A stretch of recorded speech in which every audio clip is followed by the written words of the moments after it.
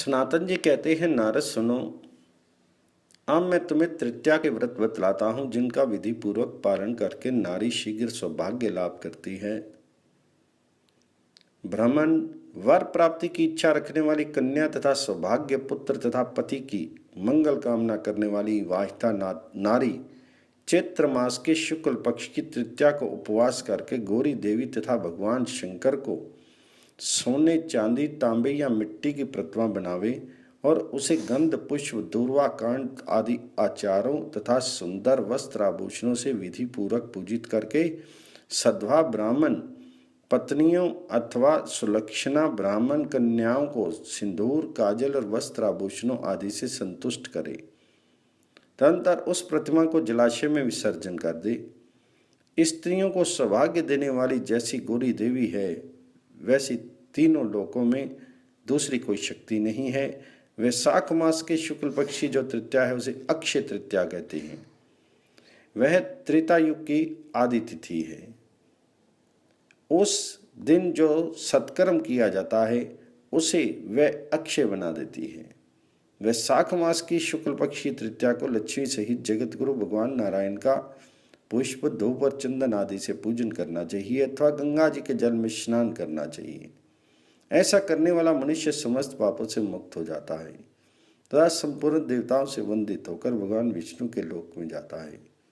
ज्येष्ठ मास के शुक्ल पक्ष की जो तृतीया है वह रंभा तृतीया के नाम से प्रसिद्ध है। उस दिन सपत्नीक श्रेष्ठ ब्राह्मण की गंध, पुष्प और वस्त्र आदि से विधि पूर्वक पूजा करनी चाहिए। ये व्रत धन, पुत्र और धर्म विषयक शुभ कारक बुद्धि प्रदान करता है। आषाढ़ शुक्ल पक्ष की तृतीया को सपत्नीक ब्राह्मण में लक्ष्मी सहित भगवान विष्णु की भावना करके वस्त्र, आभूषण, भोजन और धेनु दान के द्वारा उनकी पूजा करें। फिर प्रिय वचनों से उन्हें अधिक संतुष्ट करें। इस प्रकार सौभाग्य की इच्छा से प्रेम पूर्वक इस व्रत का पालन करके नारी धन धान्य से संपन्न होकर देव श्री हरि के प्रसाद से विष्णु लोक प्राप्त कर लेती है। श्रावण मास के शुक्ल पक्ष की तृतीया स्वर्ण गौरी व्रत का आचरण करना चाहिए। उस दिन स्त्री को चाहिए कि वह षोडश उपचारों से भवानी की पूजा करे। भाद्रपद शुक्ल पक्ष की तृतीया को सौभाग्यवती स्त्री विधि पूर्वक पाद्य, अर्घ्य आदि के द्वारा भक्ति भाव से पूजा करती हुई हरितालिका व्रत का पालन करे। सोने, चांदी, तांबे, बांस अथवा मिट्टी के पात्र में दक्षिणा सहित पकवान रखकर फल और वस्त्र के साथ ब्राह्मण को दान दे। इस प्रकार व्रत का पालन करने वाली नारी मनोरम भोगों का उपभोग करके इस व्रत के प्रभाव से गौरी देवी के सहचरी होती है। अश्विनी मास की शुक्ल पक्ष की तृतीया को बृहद गौरी व्रत का आचरण करें। इससे संपूर्ण कामनाओं की सिद्धि होती है। कार्तिक मास के शुक्ल पक्ष की तृतीया को विष्णु गौरी व्रत का आचरण करें। उसे भांति भांति के उपचारों से जगत वंद्या लक्ष्मी जी की पूजा करके सुवासिनी स्त्री का मंगल द्रव्यों से पूजन करने के पश्चात उसे भोजन करावें और प्रणाम करके विदा करें। मार्गशीर्ष शुक्ला तृतीया को मंगल में हर गौरी व्रत करके पूर्वोक्त विधि से जगदम्बा का पूजन करें।